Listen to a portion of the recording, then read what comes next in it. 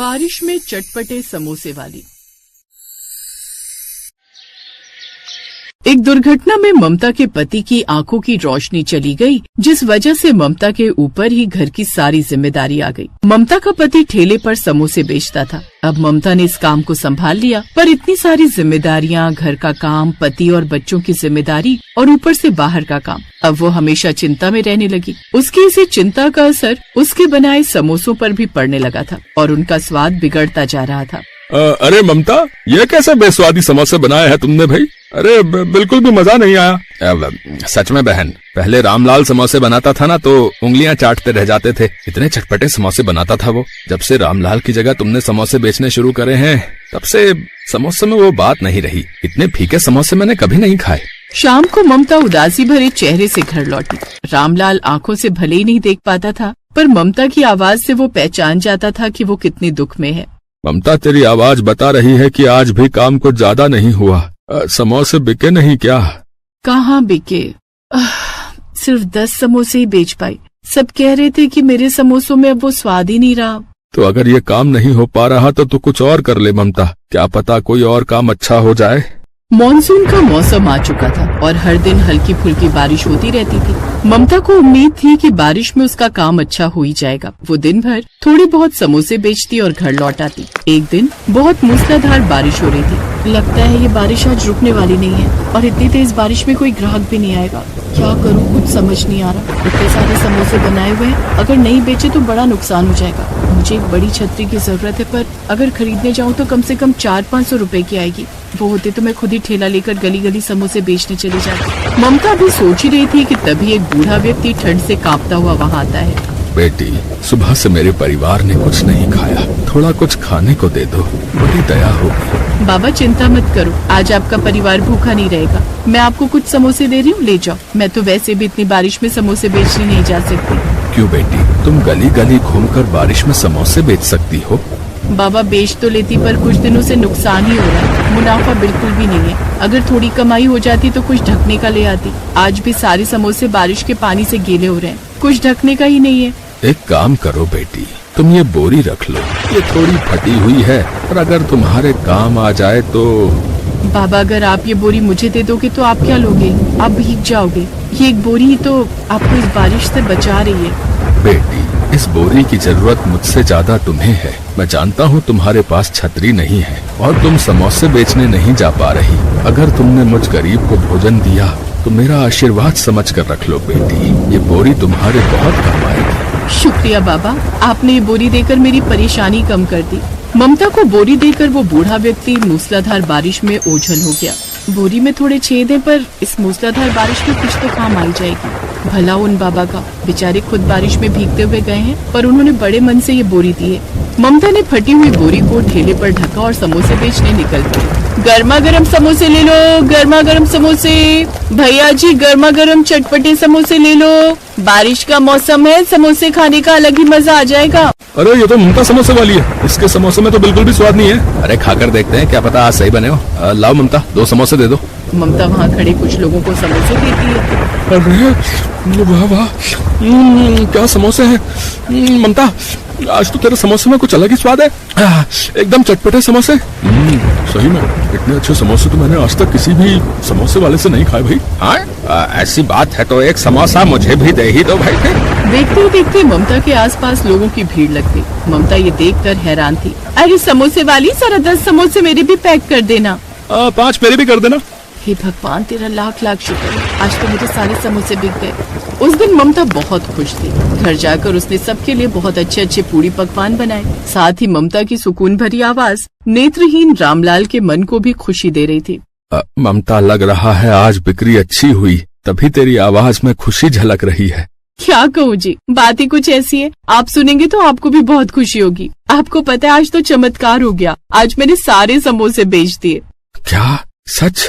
ये तो सचमुच चमत्कार हो गया। कहाँ तुम सिर्फ 5 या 6 समोसे बेचा करती थी। आप ठीक कह रहे, अब से मैं ऐसा ही करूंगी। बहुत तसल्ली से समोसे बनाया करूंगी और गली गली घूमकर बेचा करूंगी।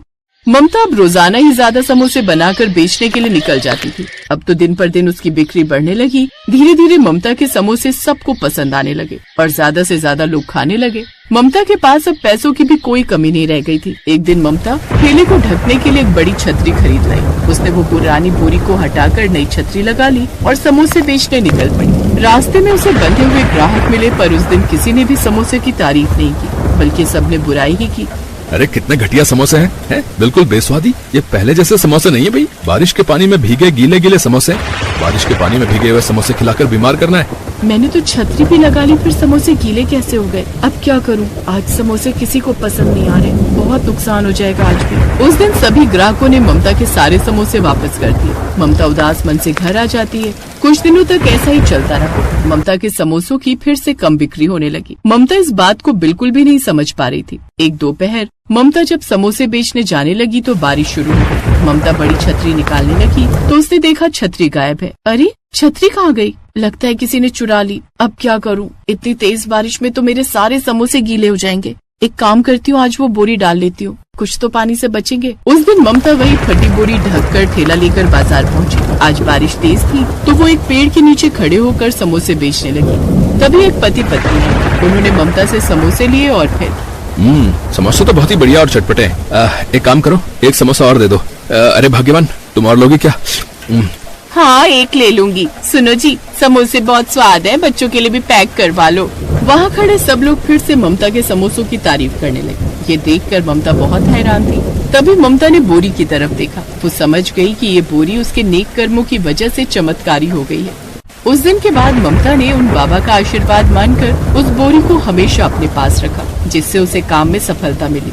ममता को उसके अच्छे कर्मों का फल मिला। ये कहानी हमें यही सिखाती है कि कभी कभी किसी के द्वारा आशीर्वाद में प्राप्त हुई वस्तु हमारा भाग्य उज्जवल कर देती है। इसलिए सदैव आशीर्वाद में मिली वस्तु को महत्व देना चाहिए और जरूरतमंद लोगों की भी मदद करते रहना चाहिए। न जाने कब किसका आशीर्वाद हमारा भाग्योदय कर दे।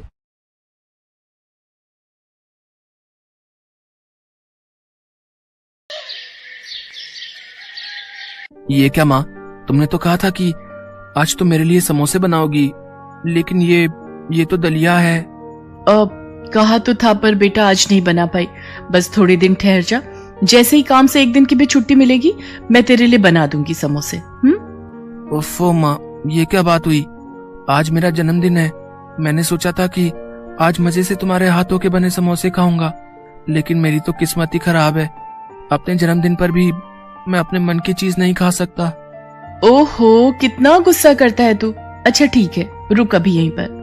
अपने बेटे गोलू से इतना कहकर सुशीला अंदर कमरे में गई और फौरन ही एक 10 रुपए का नोट लेकर बाहर आ गई।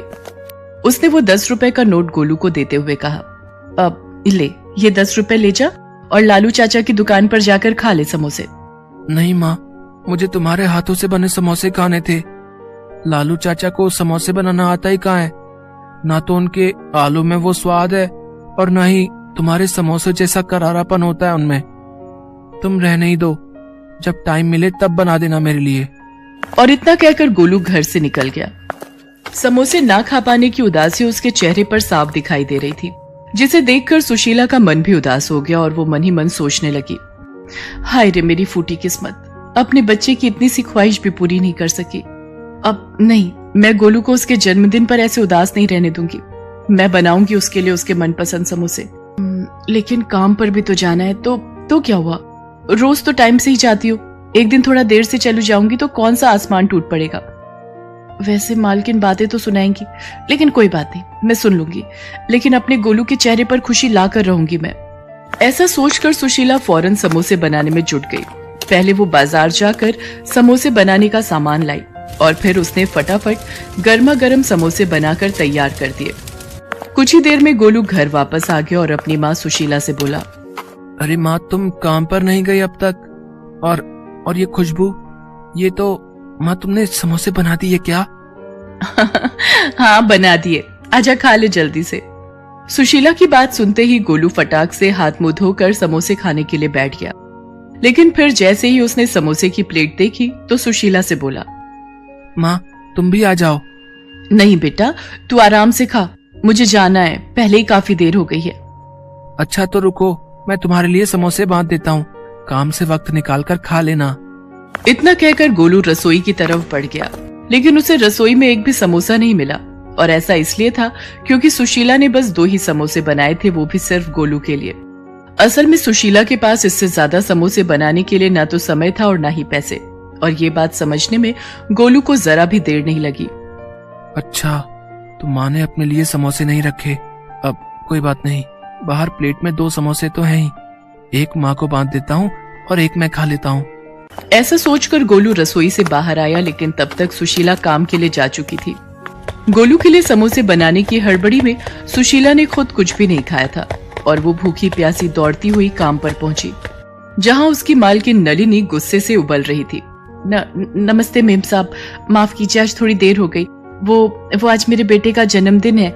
सुबह सुबह समोसे खाने की जिद पकड़कर बैठ गया तो मैं बस। देख सुशीला, मैंने तुझे काम पर रखने से पहले ही बता दिया था कि मेरे साथ ये देर से आने की नौटंकी नहीं चलेगी। तुझे पता है ना कि साहब को सुबह सुबह ही काम पर जाना होता है। आज तेरी वजह से उन्हें सिर्फ दूध और फल खाकर ऑफिस जाना पड़ा, और बंटी वो बेचारा भी बस फ्रूट्स लेकर ही गया है टिफिन में। बस आज के लिए माफ कर दीजिए मेम साहब, दोबारा आपको शिकायत का मौका नहीं मिलेगा। हाँ, दोबारा ऐसा नहीं होगा, क्योंकि मैं तुझे दोबारा ऐसी गलती करने का मौका ही नहीं दूंगी। मैंने अपनी फ्रेंड को बोलकर नई मेड का इंतजाम कर लिया है, वो अभी थोड़ी देर में आती ही होगी।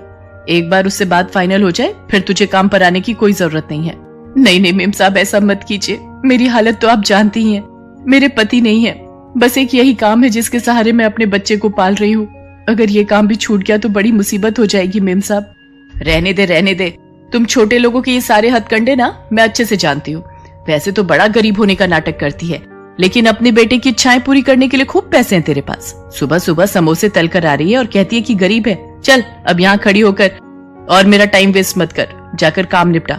मैं उस नई मेड से बात करके बताती हूँ कि तुझे कब तक काम पर आना है। सुशीला नलिनी के सामने गिड़गिड़ाती रही, लेकिन नलिनी को उस पर तरस नहीं आया। वो हमेशा ही ऐसा करती थी और इसीलिए उसके यहाँ कोई काम वाली ज्यादा दिन टिक नहीं पाती थी। काम निपटा कर सुशीला घर वापस आ गई, जहाँ गोलू उसका बेसब्री से इंतजार कर रहा था। माँ, तुम आ गई? तुमने कुछ खाया तो नहीं होगा ना? आ जाओ, मैंने तुम्हारे लिए एक समोसा बचा कर रखा है। गोलू की बात सुनकर सुशीला की आंखों में आंसू आ गए। उसने फौरन आगे बढ़कर गोलू को अपने सीने से लगा लिया और रोते हुए उससे बोली, मुझे माफ कर दे मेरे बच्चे, मैं जानती हूँ कि मैं बिल्कुल भी अच्छी माँ नहीं हूँ। नहीं माँ, ऐसा मत बोलो, तुम बहुत अच्छी हो। और तुम्हें पता है तुम्हारी सबसे अच्छी बात क्या है? तुम्हारे ये समोसे। हाँ माँ, सच में। और इस बार जो चटनियाँ बनाई थी तुमने, आहा, मजा ही आ गया माँ, बिल्कुल चाट सी बन गई थी। हाँ, समोसा चाट। तुम रुको, मैं अभी तुम्हारे लिए वैसे ही समोसा चाट बनाकर लाता हूँ जैसे आज मैंने खाई थी। इतना कहकर गोलू सीधा रसोई में गया और फिर उसने बचे हुए एक समोसे को एक प्लेट में तोड़कर उस पर तीखी और मीठी चटनी डाल दी, फिर उस पर थोड़े से चने भी डाल दिए और फिर उसे लेकर सुशीला के पास गया। लो माँ, खाकर देखो इसे। अरे ये क्या हाल कर दिया तूने समोसे का? और ये चने कहाँ से लाया? पड़ोस वाली शांति चाची दे गई थी, उनके पास हमारी एक कटोरी थी ना, उसी में ये चने रखकर लाई थी। माँ, अब तुम ये सब बातें छोड़ो और ये समोसा चाट खाकर देखो। सुशीला गोलू की तरफ देखकर मुस्कुराई और फिर उसने समोसा चाट में से एक चम्मच चाट लेकर चखी और फिर गोलू से बोली, अरे वाह गोलू, तूने तो सचमुच में ही कमाल कर दिया, ये तो बहुत बढ़िया है, ले तू भी खा। सुशीला गोलू को खुश देखकर बहुत खुश थी। नलिनी के घर जो कुछ भी हुआ था वो उस बारे में भूल ही गई थी, लेकिन फिर माँ, इस बार जब तुम्हें काम के पैसे मिलेंगे तब ढेर सारे समोसे और ऐसी ही ढेर सारी चटनी बनाना और चने भी बना लेना, फिर मैं अपने सारे दोस्तों को ऐसी ही समोसा चाट खुद बनाकर खिलाऊंगा। गोलू की बात सुनकर सुशीला जैसे होश में आ गई और उसकी आंखों से आंसू बहने लगे। अरे माँ, तुम रो क्यों रही हो? क्या हुआ? गोलू, इस बार जो पैसे मिलेंगे काम से, शायद उन्हीं में काफी समय काटना होगा। आज काम पर देर से पहुंची थी ना, तो मालकिन बहुत ज्यादा गुस्सा हो गई, शायद वो मुझे काम से निकालने वाली है। क्या? बस एक दिन देर हो गई तो इतना गुस्सा? कोई बात नहीं माँ, तुम चिंता मत करो, और वो खड़ूस आंटी तुम्हें काम से निकाले उससे पहले तुम ही उसके यहाँ से काम छोड़ दो। हैं? ये तो क्या बोल रहा है गोलू? जब तक कोई और जगह काम नहीं मिलता कम से कम तब तक तो। नहीं माँ, अब तुम्हें किसी के घर जाकर काम करने की जरूरत नहीं है। मैंने सोच लिया है कि अब क्या करना है। अब से तुम और मैं मिलकर समोसा चाट बनाएंगे और उसे बेचेंगे। तुम देखना माँ, हमारी बहुत अच्छी कमाई होगी। गोलू की बात सुनकर सुशीला हैरानी से उसकी तरफ देखने लगी। लेकिन फिर अगले ही पल उसमें भी आत्मविश्वास जगा और उसने गोलू को फिर से गले लगाते हुए कहा, हाँ बेटा, हम मिलकर लड़ेंगे और जीतेंगे भी। इसके बाद सुशीला ने खुद ही नलिनी के घर का काम छोड़ दिया और वहां से मिले पैसों से उसने समोसा चाट बनाने का सामान खरीदा। हालांकि ये सब करते हुए सुशीला के मन में इस बात को लेकर डर था कि अगर ये काम ना चला तो क्या होगा, लेकिन फिर गोलू का आत्मविश्वास देखकर उसमें भी हिम्मत आ गई और उसने पूरे मन से समोसा चाट का सामान बनाकर तैयार कर लिया। और फिर शाम होते ही, नहीं माँ, तुम रहने दो, चाट तो मैं ही लगा कर दूंगा सबको। जितने मन से सुशीला ने समोसे बनाए थे, गोलू भी उतने ही मन से समोसा चाट लगाकर सबको दे रहा था। पहले दिन ही सारी की सारी समोसा चाट कुछ ही घंटों में बिक गई और लागत के साथ साथ अच्छा मुनाफा भी हाथ आ गया। सुशीला और गोलू बहुत खुश थे। फिर कुछ दिनों बाद, अरे सुनो बच्चे, मुझे समोसा चाट को ऑर्डर देना है। आपको लाइन में लगना होगा, ये सारे लोग ऑर्डर देने के लिए खड़े हैं। उस जगह पर वाकई बहुत भीड़ थी और नलिनी को उसी भीड़ से जूझते हुए आगे बढ़ना पड़ा। और फिर जैसे ही उसने सुशीला को वहां पर ऑर्डर लेते हुए देखा तो उसे अपनी आंखों पर विश्वास ही नहीं हुआ। अरे सुशीला, तुम ये मशहूर समोसा चाट की स्टॉल चलाती हो, लेकिन कैसे? इतनी जल्दी इतना सब कैसे कर लिया तुमने? बस अपने बच्चे की इच्छा पूरी करती रही मेम साहब, और भगवान पर भरोसा बनाए रखा, क्योंकि वो तो सब जानता है ना कि कौन क्या है। वैसे आपका कितना प्लेट का ऑर्डर है? पैसे एडवांस ही देने होंगे आपको।